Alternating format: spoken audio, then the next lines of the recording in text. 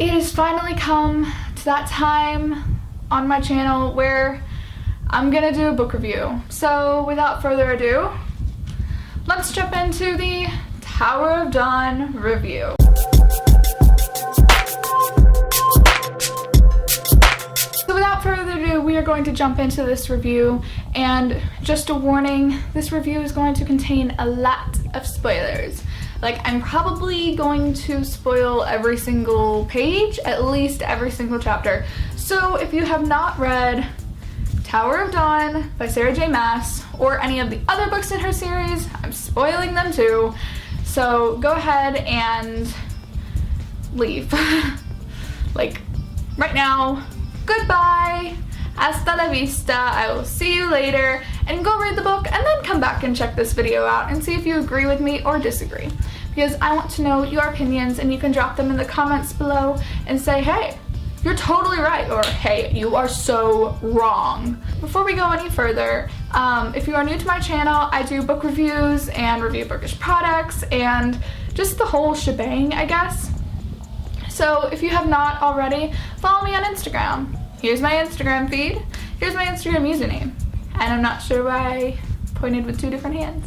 Oh, also speaking of my hands, what is on them? Because I am so extra white today. It's actually acrylic paint because I just finished an Instagram post. And you can go see my photos on my Instagram, which I just mentioned.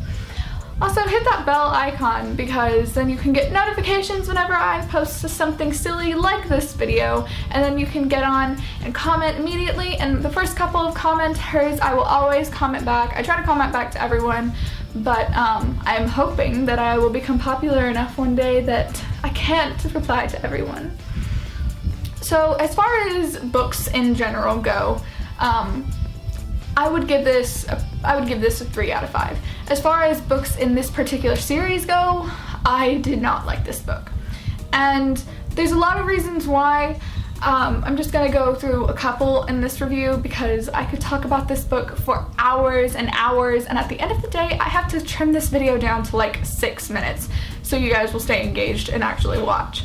So our book starts out, Tower of Dawn starts out with Chaol and Nesryn arriving at the southern continent. And this is pretty much where my dislike of this series starts. It started page 1 basically. We're introduced to like a bazillion different characters, and we have virtually no background. They're basically all the same. They're all introduced as the Coggins kids basically, or Kagan. I'm not sure how you pronounce it. There was no pronunciation guide at the end of this version of the book. So I'm just gonna say Coggin. So the Coggins kids, and they have all these weird sounding names, and at first glance they all kind of look the same. And there's no real way to differentiate between, oh, this one is a female name, like Brittany. Or no, it's like Hussar and Kaylin and all these different things. And they all kind of don't roll off the tongue very well. So you start the book and you have no idea who these extra characters are, and then we act like we know who Nesryn is, but Nesryn in reality has virtually no backstory compared to the other characters in this series. Chaol we have a bunch of backstory for, but all we get to see him do for the first half of this book is complain. And his character is not a complaining character, so that was very new to see from him, and I liked the difference in the character, but it got old very quickly. So Duva is our main villain. Now, we're not introduced to her as a villain, we are introduced to her as one of the Coggins kids, and we find out later that a Valg has infested her. And oh yeah, by the way, she's pregnant. So that makes a problem for our two protagonists because they can't kill her at the very end because they don't want to seem like complete butts and kill a pregnant lady, even though the only real way to get rid of a Valg is to behead them. Also, we're introduced to Valg princesses and queens, and as if those didn't already exist, this book really had to tell us, oh, by the way, Valg females are a thing. And I had just kind of assumed that they were a thing, but I assumed because this was a fantasy book, and I put fantasy and Renaissance kind of in the same barrel, I suppose you could say. I just assumed that the princesses and queens were back in Valg land, you know, doing their thing, while the Valg princes and kings are fighting in this new war in this world.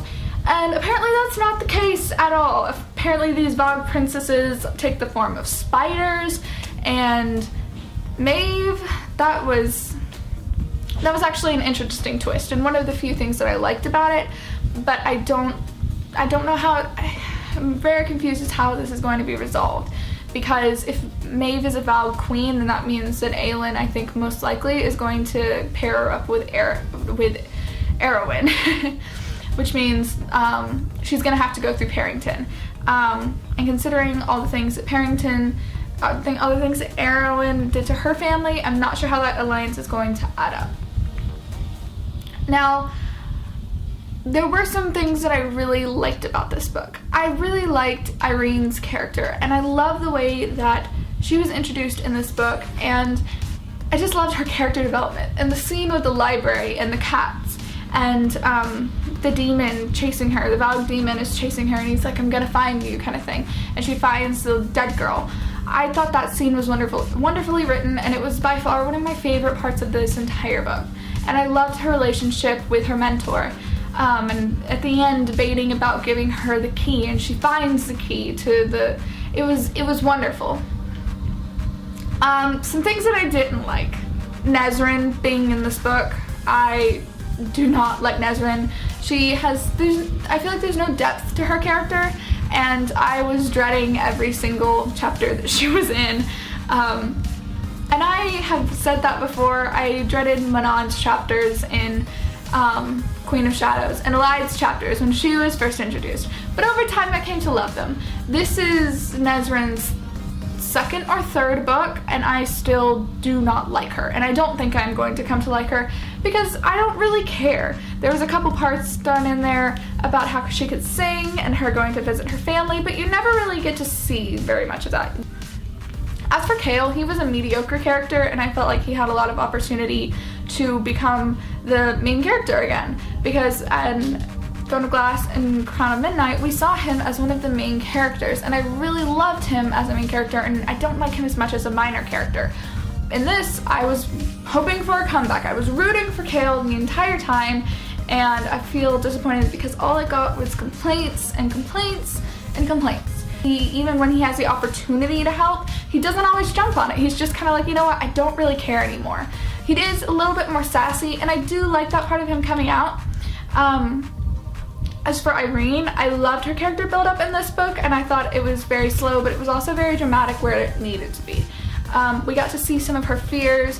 The whole thing with the womb room really kind of freaked me out because I guess it didn't really describe the setting very well, imagery very well, and I was so confused when she was like walking in. I was like, okay, so spa type room, oh, there's a bath, and oh, there's bells, okay, yeah, there's bells, wait, what's that endless darkness thing? I don't know. The Coggins kids, didn't care for them, didn't care about them at all. Hussar was probably the only one that I paid attention to, but even then her character was very shallow. You couldn't see her character without it being thrown out. She's gay, she's gay, she's gay. Oh, you need to know that she's gay because inclusion. And that was pretty useless. Duva, I kind of saw it coming.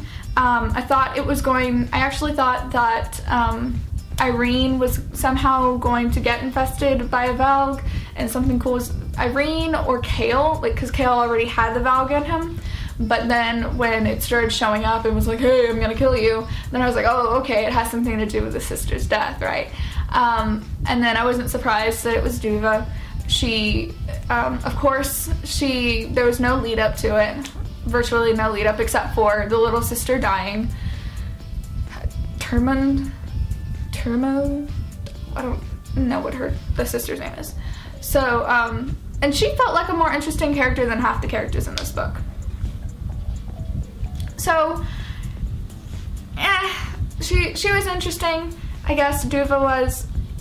I regret I really wish that they would have found a way to like keep the demon and then have someone who could like give them battle plans kind of behind the scenes. That would have been really cool, but they just did the same thing that they did in the other books and just kind of vanquished it, and I was like, oh, okay, so this is the same ending, they're just vanquishing it again, just vanquish the demon. I feel like I read this for nothing.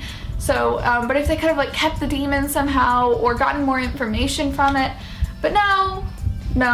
And then Maeve, main Valg, they told everyone Maeve is Valg, and it just kind of hit me. It's like, oh, Aelin is screwed.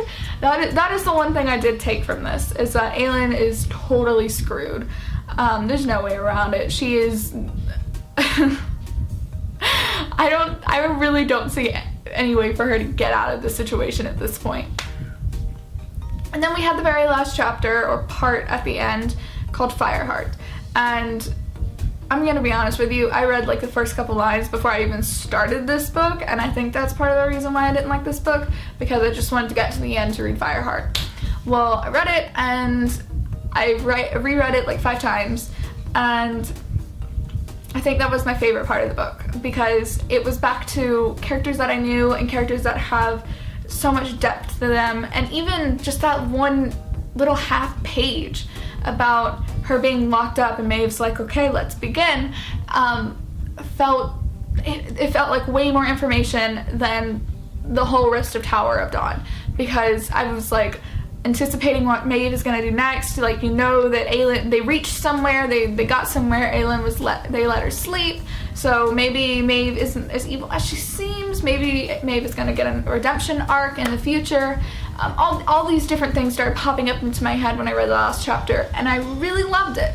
So overall, 3 out of 5 stars, I guess. I'm probably not gonna do a blog review on this since I am doing a YouTube review, but I hope you guys liked this review, and don't forget to hit that subscribe button, and I will have it floating around somewhere over here, or you could just hit the subscribe button down below and hit that bell icon, because the bell icon gives you notifications whenever I post, and that's cool.